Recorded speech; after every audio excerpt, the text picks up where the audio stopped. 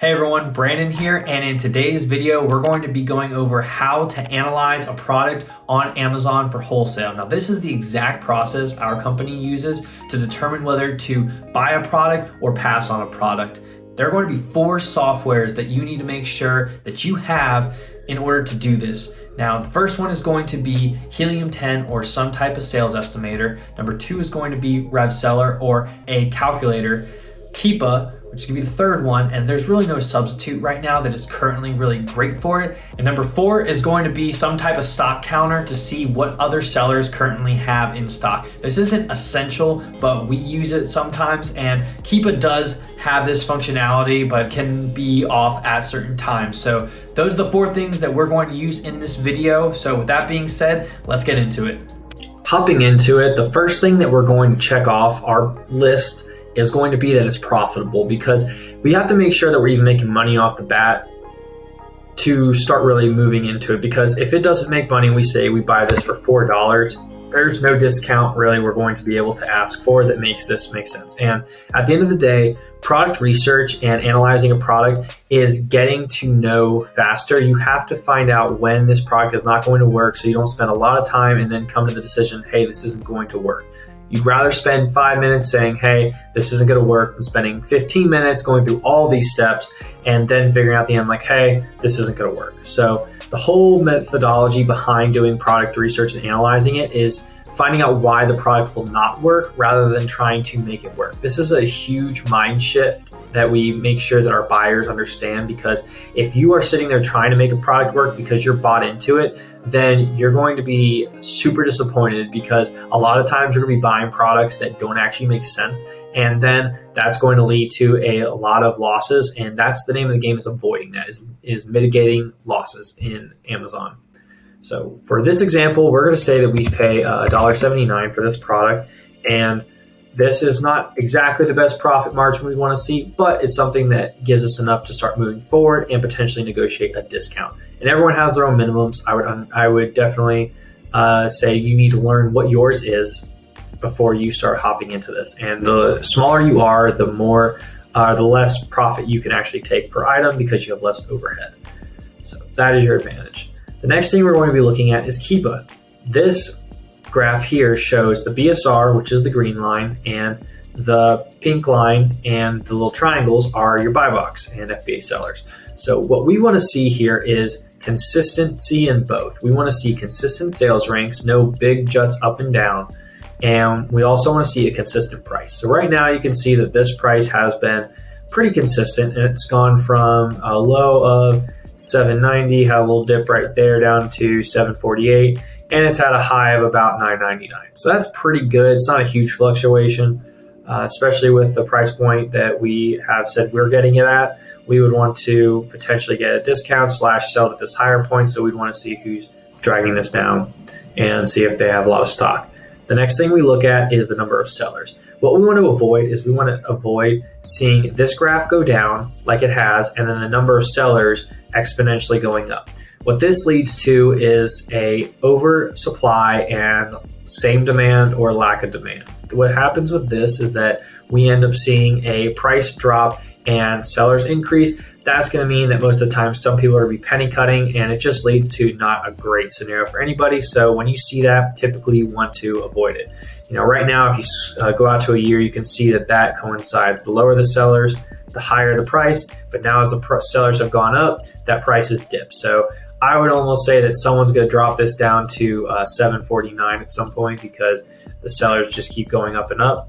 So that's something to keep in mind, that if you hop on this, you'd have to keep that in mind, that lowest price might come to fruition. So whenever I see that lowest price, I go up to our calculator and I see if I'm still profitable at this point. This isn't what we ideally want to sell it for, but we want to make sure that we're just not losing a ton of money at this point. So it's not what we want to be at, but this is where we can, where we would at least be making some money at the lowest point. The next thing I want to look at is our buy box statistics. And you get here by going to the data tab and buy box statistics in Keepa. And this shows you some of the sellers who are on this listing and who's getting the higher percentages. So I would say these 3 right here, these 4, These are the ones who are getting the majority of the sales. And you can look at how much stock they have and if that correlates with buy box percentage. So you can see here, these people have over 100 units. This one has 4,000 units, but they are not competitively priced. These are the competitively priced people right here. The 850 is a little high.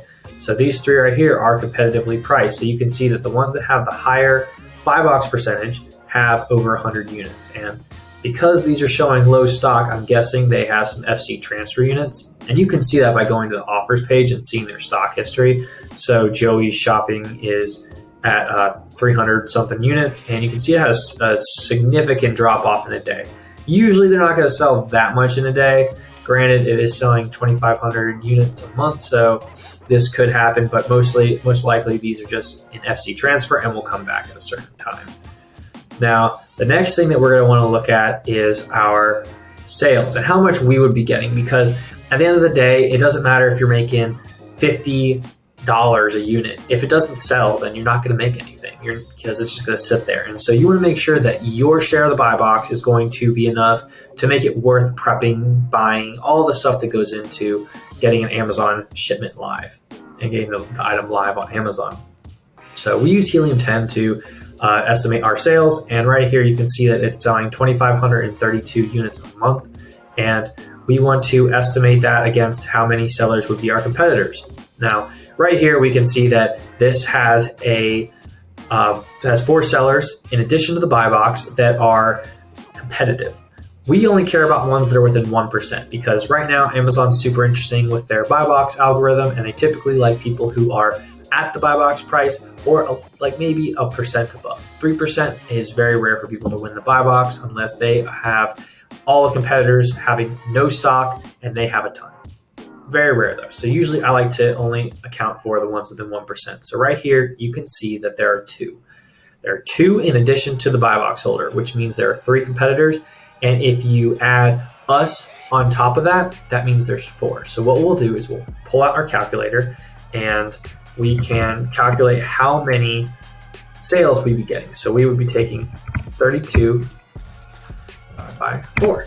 So our share would be 633 units. And right now, that's pretty significant. That is what we would want to lean into if we can make the numbers work. Now, remember, we used this lower number because we wanted to account for the lowest it's ever been at, and $789 would be our current price. Now, we want to look at what our buy cost would be. RevSeller has this cool function, though, that if you hover over this little target, it'll show you exactly what you need to buy it for in order to hit a certain ROI. So for us, we're already at the 50 plus ROI, and so that means we're doing pretty good as far as this product's concerned, and 12% margin. But we want to get a little bit better. So what we can ask for is we can say, hey, we want a 10% discount, and this could potentially be your minimum that you're acceptable, like $1 per item for a single. It seems pretty acceptable, especially with these returns. Everyone has their own overheads that they have to account for, so some people can make this work. And now this would be one that we can move forward with if you wanted to.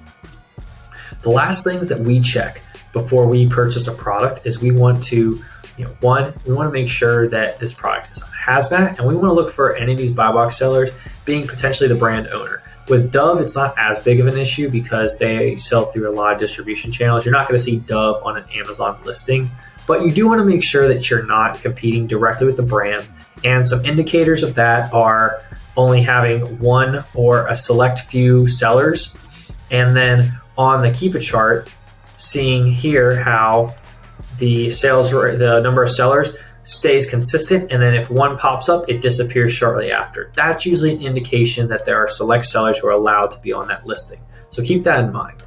And then for hazmat, if you click here or go to Seller Central and type in hazmat check, you'll be able to figure out if you're able to sell this because it might be hazmat or whatever, and it'll also show you if you're have to apply to get it or not. So you might have authorization, might not. So those are some things just to check. So we want to make sure that first, the product actually makes a profit in the beginning. Number 2, we want to see that the Keep It chart is reflecting a consistent price, or at least has a range it sticks within that it has been for a while, and that we make money at both the high and low end. The next thing we want to go through is who is winning the buy bucks, and if we would have to compete, how much we would have to have in stock to compete. The next thing we need to look at after that is our sales. How much of the sales would we get? And then from there, when we calculate that, we need to check all of the criteria to see if we're able to sell it. You want to see if you're gated on the product or not.